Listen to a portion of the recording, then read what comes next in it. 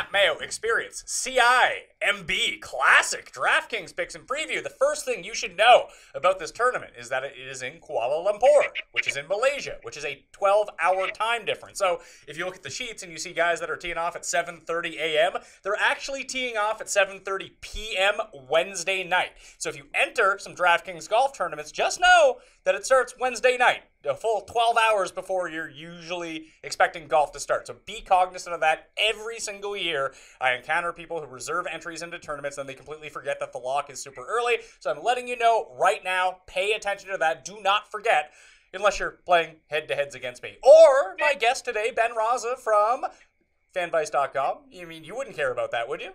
No, yeah, that I was gonna say, lump me in with you. If you want to just wait too long in my head-to-heads, it's always welcome. I could use anytime people want to wait too long, but it's true. I see that every year in these tournaments in Asia, people forget.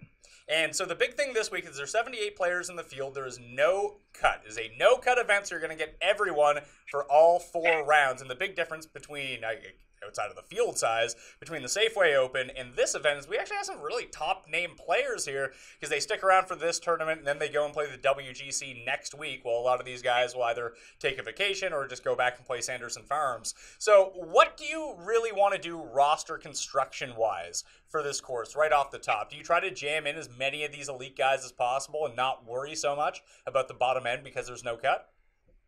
So, yeah, it's an interesting thing. I think if you go on the bottom end, as long as you can find guys with upside, if you're, in GPPs, it's fine. I don't think it's tight enough where I'm making teams where I'm pretty comfortable with JT up top and then, topping out in that 7, right around 7 flat. I don't know if you need to go to the super bottom. I do have a couple of guys down there, as I know you do too, who I don't mind, but yeah, I don't think it's tight enough where you have to start in that more balanced. It may work out, but for me, I'm gonna really hit that 7K range pretty hard this week. Yeah, I think I'm going to be doing the same thing. If you check out my cheat sheet up on dkplaybook.com, you'll see that I didn't go very top heavy. I only listed a few guys, and I listed a bunch of guys in that $7,000 range that you can mix and match from because it's going to be tough because of the way this tournament is set up with the pricing being so varied and you needing probably to have one of the top 2 guys in your lineup that you will have to mix and match. Pushing all in on one $7,000 guy is probably not the answer here. But let's talk about the course before we do anything. TPC Kuala Lumpur, a shade over 7,000 yards. However, it's a par 72. There's 4 par 5s on this course, and a lot of the par 4s are super tiny. 4 of them measure under 400 yards. Another 4 fall between 400 and 450 yards. So length doesn't really matter. Keeping it on the fairway matters at this track, and sort of any style can win. You don't want to be in the rough here. Everyone constantly says, no matter what player interviews that you see, that being on the fairway is essential here. Now, these are easy to hit fairways, which is kind of nice. So if you can bomb it and keep it straight, you're in the huge driver's seat at this event, especially with it being a no-cut event and so many birdies to be had. Justin Thomas has won this tournament the last 2 years at -24 and -27. So the DraftKings points are going to come aplenty. So for key stats, which I've run through my model at fantasynational.com, you can subscribe to Fantasy National right now and build your own. If you don't agree with my key stats, punch in your own key stats and run everything through. You can do it by the past 4 rounds, 8 rounds, 12 rounds, 100 rounds, career.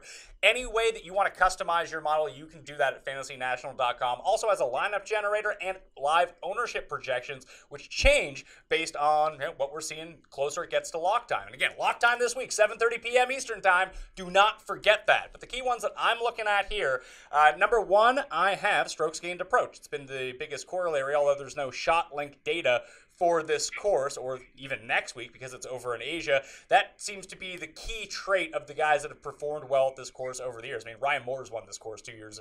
He won it 2 years in a row before Justin Thomas did. So that also leads me to believe that wedge players, because of these short par 4s, can really excel here. So I looked at proximity from under 125 yards and in, just because, I mean, if you can get it there pretty easily on a lot of these par 4s, and even if you lay up on the par 5s, which you probably don't need to do, that's scoring range. So if you can score well from 125 yards and in, you're going to pile up a ton of birdies. Other things I looked at, par 4 and par 5 scoring, fairways gained, and eagle rate, because there's eagles to be had at this course. I believe there was 42 2 years ago, 22 last season. This is a condensed field, so you're not getting all 156 players. It's only 78, so it's a very high rate of eagles. You want eagle makers, especially for DraftKings scoring. What are you looking at for key stats, Ben? Yeah, I mean, I think you really covered it with the approaches. Guys are going to be able to kind of make sure that they're in the fairway because everyone, like you said, every quote I've read from a player is if you're in the rough, you're in big trouble. So, the bombers may be a little more aggressive and have, like you said, wedges in. Even the shorter hitters, they're going to club down off the tee. If they can dial it in, you have to hit the greens here, set up just to keep pace. I mean, it's not that scrambling's overly tough, but you need to make birdies. There's no chance that this is going to be super tough test, especially if it's lift clean in place, which I've seen mentioned a few times this week. So guys might have preferred lies. That makes fairways even more premium. And then with no cut, just birdie makers. I think you always got to lean that way. Yeah, so one of the reasons that I didn't include scrambling or even bogey avoidance into the mix of my key stats is I don't think that they really matter here. Like, if you have to rely on scrambling, you're not making birdies, therefore you're not going to win. Yep, I totally agree. In a non-cut like that, it's more about just that volatility rather than just scrambling. If you're missing the greens, you're in trouble already.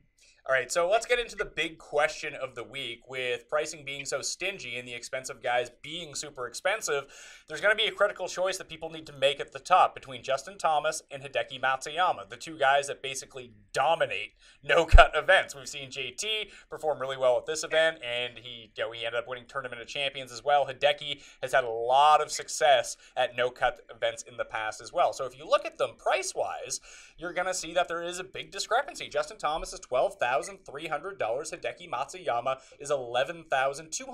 It's $1,100 worth of savings. And in this event, that can go a long way. And I mean, Hideki's the higher ranked player in the world right now. I believe he's still number 2. And it seems like everyone, I put this out on Twitter last night, and everyone was just, got to take JT, got to take JT. And I'm not disinclined to agree with them on this, but if people are going 100% Justin Thomas, wouldn't it just make sense to go with Hideki Matsuyama here?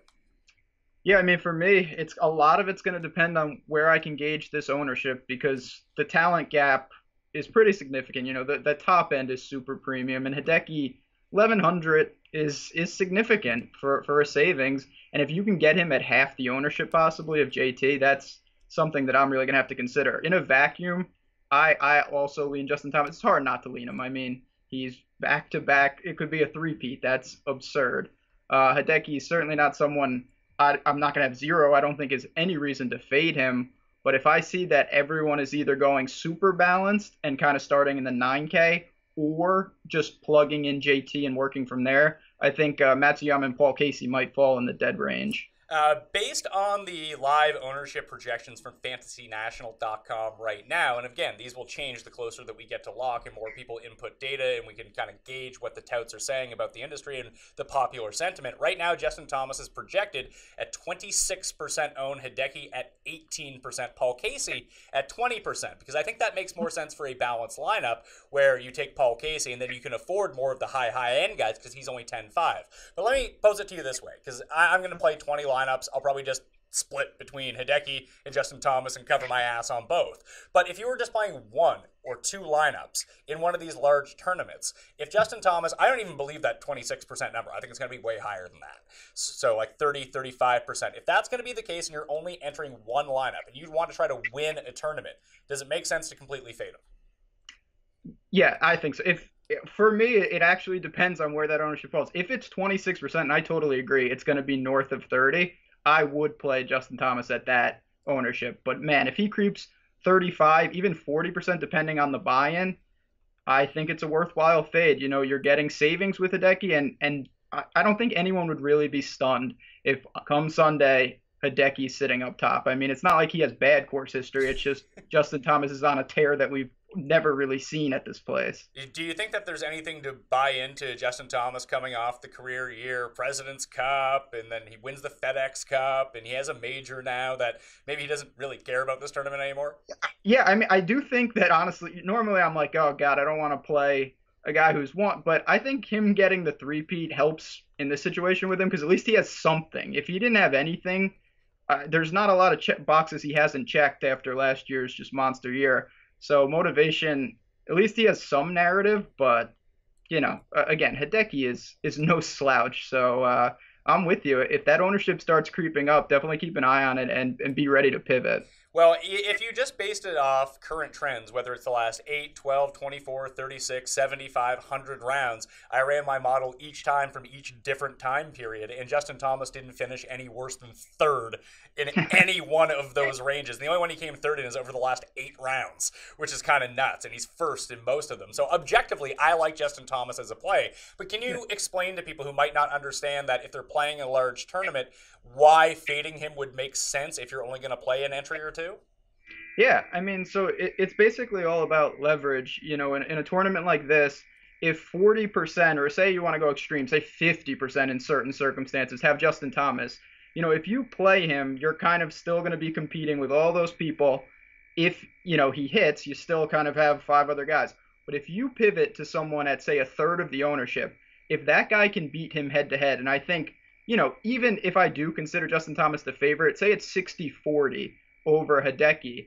If Hideki does beat him, now you're only competing with, say, 15%, 20% of the field up top. So you're getting a lot of EV and bargain on that price. Not to mention you have 1,100 extra dollars where you can spend up at other positions. So when I see inflated ownership like that, I'm always looking, is there a pivot and how much do I gain if I get it right? So if we run through the entire top 10 here, obviously Thomas, Hideki, and Paul Casey come in above $10,000. Then we drop down to Schwartzel, Xander Schauffele coming off his win at the Tour Championship, Brendan Grace, Pat Perez, that's your $9,000 area, then Poulter, Woodland, Peters, and Piercy, $8,500 to $9,000. From this range, I'm really digging Charles Schwartzel. I just like his par 4 scoring acumen. I feel like he's starting to get his game back around. I don't like what he does off the tee so much. That's where he gets into trouble, but these are easier to hit fairways. And, I mean, the guy had a hot putter throughout the mid part of last season, basically from the Masters through the U.S. Open, and then it kind of went away. But the irons are starting to come back into play a little bit. I like how he sets up for this course. He's very familiar with playing in that part of the world, and I just think that everyone's going to go to Schauffele and Casey around him. So even if you do go Justin Thomas, I can see Charles being lower owned, and that might be a nice combo to start if you can afford it, which you might not be able to. Yeah, it is definitely a nice combo, and I was on Charles late last year, and he was showing promise. It's the off the tee, like you said, that really gets him into trouble. So this should fit. Ideally, he doesn't have to go driver here. He can just pound in, irons, even wedges in some circumstances. And then if he gets the hot putter, he's got plenty of upside. That guy can get dangerously insane. And then I think he sets up decent with Woodland, who I lump in the same thing. When he sprays, he's awful. But when he doesn't, he can get the irons going. Tee to green should be good. And then the wild card of the week for me, I want to hear what you have to say about Thomas Peters. I don't know what is going on with him. Again, like if I'm going to play 20 lineups, I'll allocate 2 or 3 to Thomas Peters just because when you look at world ranking and potential and skill set for what he does, I mean, when he's dialed in with his irons, like he's dialed in, and he has not been recently based on his current form.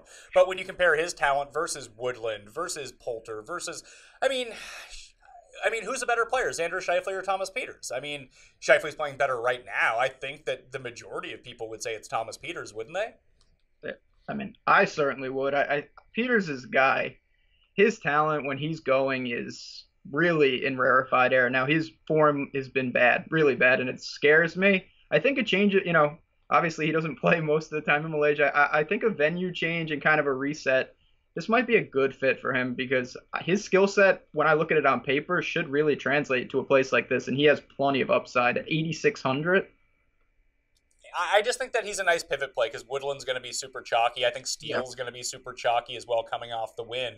That if you can get a talented guy like him with his upside in a no-cut event, and I'm not saying this is going to work out for anyone, but if you get him at 1/4 the ownership of the guy right above him and he's the more talented player, I don't see why you wouldn't do it. I like Woodland this week. He has 2 runner-up finishes at this course in the past 4 years. But if you're going to tell me one of these guys is going to win, I'd bank on Thomas Peters. Yeah. Agreed. I mean, and I same thing. It's not that I'm on Woodland, especially with certain lineup constructions. But Thomas Peters, when you can get a guy whose recent form is scary, it definitely is. But man, that's going to suppress ownership. And if you're just ranking on pure talent, he's near the top in a field like this. And Scott Piercy, I'm in on as well. I know he was lights out with the putter last week, and that kind of saved him a little bit. But when he gets dialed in, he is one of the best par 4 scorers on tour. He has some of the best irons. He's overpriced. He's not going to be owned. And he's had success at this course before. And he's even come out and said that he likes playing in Malaysia because it reminds him of Vegas heat. One of the big things that you have to watch out for this week is that, like, fat guys don't do well at this course. Mainly because it's so hot and there's so many hills that they just get gassed by the end of the week. Yeah, this is I mean, this definitely tests the line of our golfers, athletes, because this thing is no joke. You can't just stroll around. It is hot and humid there. So, yeah, fitness is probably going to play a small role. Next 10 down, you got Cam Smith, Steele, Na, Lahiri, Grayson, Knox, Ollie are your 85 to 8,000. Then Duffner, Griot, Uline, Nick Taylor, and Luke List. At a tournament where Eagles matter, you got to play some Luke List. Probably not as much as last week, but you still got to be in on Luke List a little bit. He's one of those $7,000 guys you can jam in, who are just better DraftKings players than real life players. But for me, I might actually go to Grayson here. People hate Grayson. I'm just going to keep playing Grayson. Oh yeah, I mean, believe me, we were on enough pods back in the day to know that, and nobody plays Grayson, and man, he scores well. He can bomb it. I'm in on Grayson. You don't have to sell him May. Anytime I can get that reduced ownership in a smaller field, I think ownership is more important than usual. You really have to leverage your spots. So when I look at this range, Lahiri stands out because he really does have some of the strongest course history around. I think he prefers playing over there, and I do like his game a little. And then I drop, God, talk about someone who burned everyone, Peter Uline. I was so disappointed last week with how he played. Bad putting, though, I'm easier to forgive that. Again, I think he's going softer field. It's a nice rebound spot when people are really not looking to play him. Yeah, no one's looking to play him. I have him right now at 5%. I have Lahiri at 22% ownership. People are on Lahiri this time around, and it makes sense. I mean, he's familiar with this part of the world. He has the course history, and he's an excellent par 4 scorer in the rounds that he plays well. He was the 54-hole leader at this event last year. A 3-stroke lead until Justin Thomas came and blew the paper right off of him. So I get why he's going to be popular. Probably going to be a fade for me, though. And I'm with you. I think that someone like Uline at 5%, or even Nick Taylor at 1% ownership. I mean, Nick Taylor had a good week last week. Yeah, he was fine, and people aren't thinking of him because they couldn't play him last week because of DraftKings. There's a lot of guys. This is where we start to get into the section where I'm going to mix and match. Bud Cauley last week I was pretty heavy on. I think he sets up well. I like his game. If he's one of those guys, he has a nice combination. He's going to have length off the tee, but I expect him to keep it somewhat straight, and he's going to be hitting. It's going to be a wedge fest, and when he can do that, should have plenty of putts. 7,600 is pretty stable. So this is a range, and then you have Luke List, who Lord knows what's going to happen with that guy. Well, even to say that, like, Bud Cauley can still hit driver and hit the fairway. In my model right now, over the past 12 rounds, he's 7th in fairways gained of all players in this field. So you're absolutely right. I actually have an outright bet in on Bud Cauley. I don't necessarily know if he does it. It's an each-way play, but he's 40 to 1, and in this field, I mean, the only 3 guys that I bet this week are Charles, Bud, and Hudson Swafford at like 80. And then we'll get to the rest of the guys in the 7. I threw 1 bomb in on a guy, but that's a bit of a different story. So the guys that I like in the $7,000 area, like you mentioned, I like Cauley. I like Chez Reavie a lot here at 7,600, and Luke List. Rafa Cabrera Bello, I don't even know if he's going to be popular or not. People just forget about him all the time. Good course history, keeps the ball straight, good with wedges. I'm in on RCB. And then I like Gavin Green, who we'll talk about. And then my main man, Poom Saxensen. Just the Poom man. Yeah. He's 71 or he's $7,300. He's overvalued for this field, but I don't think that a lot of people are going to use him. He has an excellent course history. He has good form on the Asian Tour coming in. I think he is a worthwhile flyer here. Yeah, I see the narrative to something like that. And when I'm playing a guy like that, I actually like when he's a couple $100 more than I think he should be, because the ownership is just, it's going to be non-existent. Just to recap, though, I'm throwing my support around RCB, too. He is just a great fit for this. He's keeping it straight. Plenty of, great with irons, 7,400. I am not all in on him, but he's going to be one of my core plays for sure this week. And then I'm going to match your Poom call with Gavin Green. I'll throw the hometown Malaysian. He's got some interesting form. He's shown pretty good promise in some Euro Tour events. I think he had a second in India, actually. So I don't mind that as a deep flyer at 7,100. All right, so I have some Gavin Green notes here for you. All right. I tweeted this out last night. If you're not following me at the PME on Twitter, this is where you're getting all your golf advice from. Screw football; it's all about golf. 7,100. He has form coming in at this. He has great form coming in at this course. The last 3 times out, he plays this course a lot, being from Malaysian actual events. Now they're not PGA events, but it's nice to see that he does have form here. He was T2, T69, and T6 at this course in 3 sanctioned events in it is 2017, but in 2017. Now that we're part of the 2018 season, and coming into this event, he won last week, a second the week before, T63, then 2 missed cuts, and then he has another 3 second place finishes and another top 10 mixed in his last 12 events. So I just like him as a flyer. I'm not saying that Gavin Green is going to win this week, but no one knows who he is. He's $7,100, and he's someone that is very familiar with this course. And listen, he could come inside. If he comes top 15 here for you and scores a bunch, God forbid he comes top 10, you're dancing and no one's going to take this guy.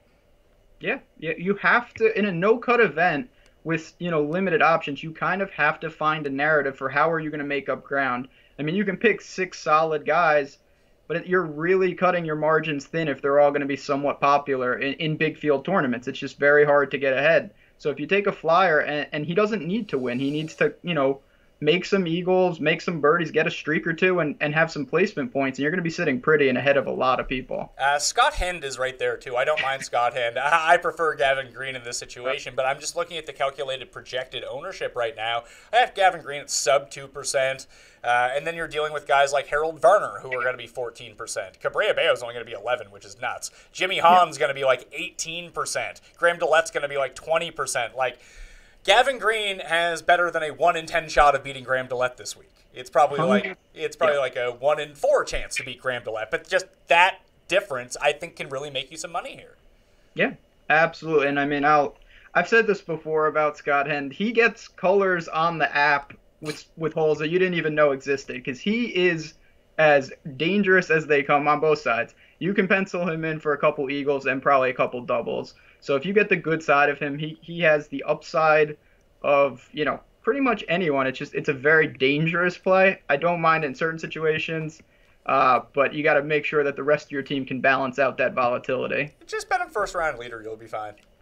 Or you can do that. He's a Scott Brown-esque of he will be leading after the first round most likely. Yeah, so if you can get it on some sites which allow you to get the T5 along with the first round leader. First or last, let's do this. Maybe I should go back to Scott Brown here for the first round.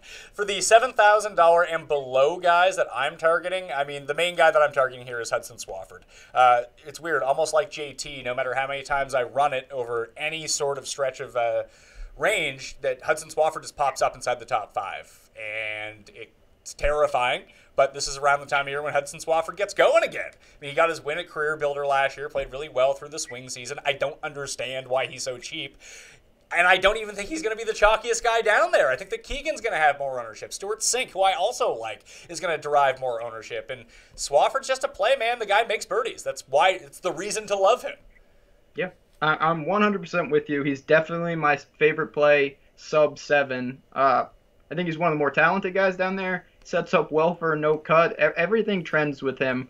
And I actually expect, even if people take Justin Thomas, not to dip this low. I think it's soft enough where he's going to still get lost, and that actually helps. If you get suppressed ownership, guy has upside. And it's pretty slim pickings in the 6s. I mean, Wesley Bryan is down here. Anytime you can take driver out of his hand, it helps, but kind of suspect, and then it's slim pickings. So I'm with you. Give me some Swafford this week. Yeah, Wes Bryan's actually the #1 player on tour over the past 24 rounds on par 4s from 350 to 400 yards, where 3 of them fall. There's actually one even shorter than that this week. I don't know if that's enough to squeeze him into any of my lineups, but it's interesting to note that the part of his game that is good is still good. It's just his driver has gotten progressively worse since he won at Heritage. So bad. Yeah, I mean, it's true, because when you see him on something that he doesn't have to utilize that driver, he looks great. He looks the same as when he was really killing it. But, man, he has just had some blow-up holes. That does scare me, but 68, I mean, he's literally the min salary. I definitely prefer Swafford, no doubt. But, Ryan Moore has kind of showed that length is certainly not, you see JT and you kind of think, oh, bombers. It's not necessarily true. Anyone can, win here. Length it's more about the iron approach. So Wesley Bryan is somewhat intriguing, but a little scary. The last guy that I'll go down here is sort of a pivot low ownership type of play, but I will be playing. I played him a bit last week too. Is Ricky Wawrinski? I believe I'm saying his last name correctly. That's the one good thing about golfers. You don't need to be able to pronounce all their last names until they're actually good, and then people can get it. We were screwing up Xander forever, and now we're in.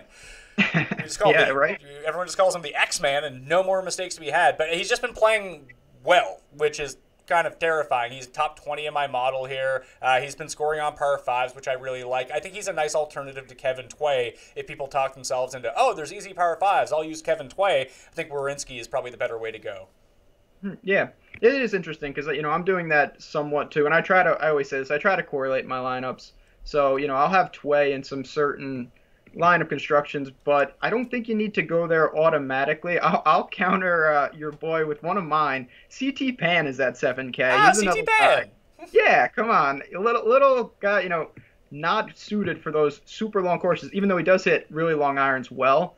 I like that spot. He's going to be able to get to these par fives, these shorter par fours, plays into him, solid enough putter.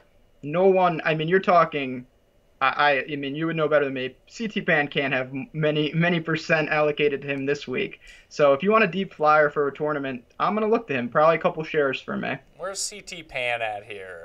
CT Pan, 1%. There you go. He's double the ownership of 0.5% DA points.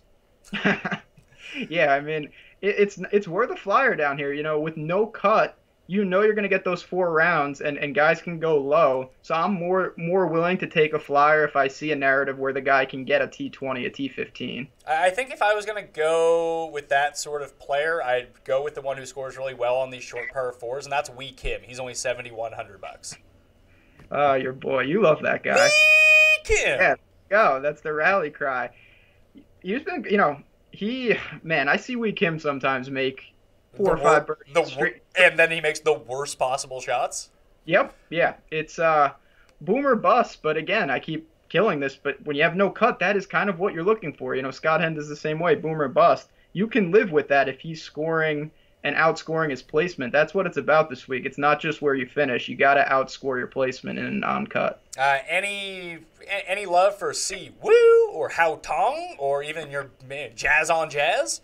Yeah, I know. God, I wish I could play him just for the Jazz Raz narrative. Si Woo, he's the only guy where you're kind of worried if you get 4 rounds from the way he withdraws on everything.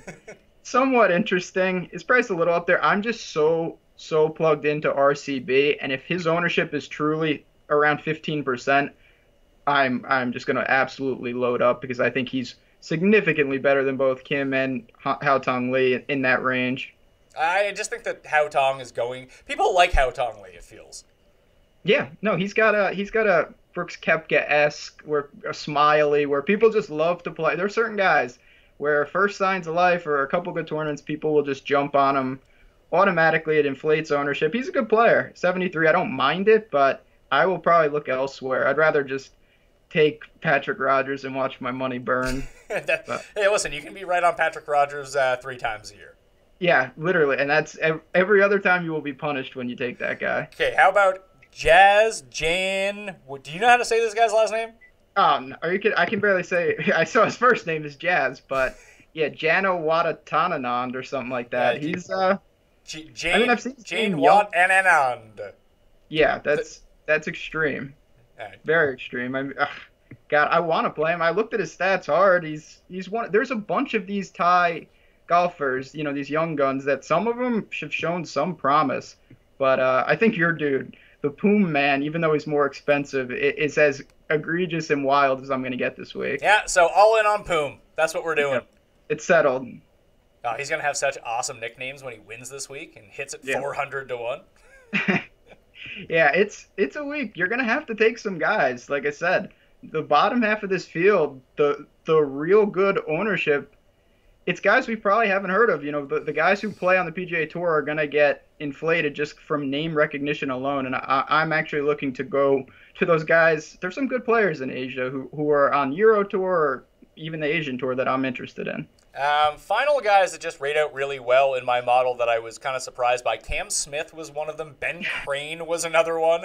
And then Kevin Na, just because he's played well at this course in the past, and he kind of fits that accuracy iron narrative that you can go with if he hits. Just he doesn't seem like he's all the way there right now. Yeah, Na last week, I thought he was going to get cut. I was kind of rooting for him to get cut, and then he eagled the last. He eagled the last hole and pushed up the 6-6 percentage by 10%. Yeah, it was awful. And then, I was literally sweating him getting cut and JJ Spawn making it, and neither happened, which is not ideal. Cam Smith was interesting to me until I saw that price. He's another one. Throw him with Scott Piercy, and nobody is good. He's sandwiched between Steele and Woodland. I mean, I can't imagine too many people go to Cam Smith. I always prefer Cam Smith at a course where people just don't hit the fairway in every single green because his short game is so good, and he won't really be able to utilize that here. Yeah, that makes, well, when you say that, now I instantly think of maybe Graham Dillette finally breaks through this week. Listen, I'll use some Graham Dillette, and it does set up really well for him. But, I mean, if he somehow misses a green, I was following him because I was watching football on Sunday, and I was following him through Stat Tracker because I had an outright on him. And I don't know what I'm doing betting Graham Dillette. It's my mantra not to bet him. But I was like, hey, he's in a great spot here. Let's go with Graham Dillette. And, like, at third hole, he didn't get a green in regulation. This is definitely a bogey. Bogey. Next hole, exact same thing. Like, if the guy doesn't hit the green, it's an auto bogey.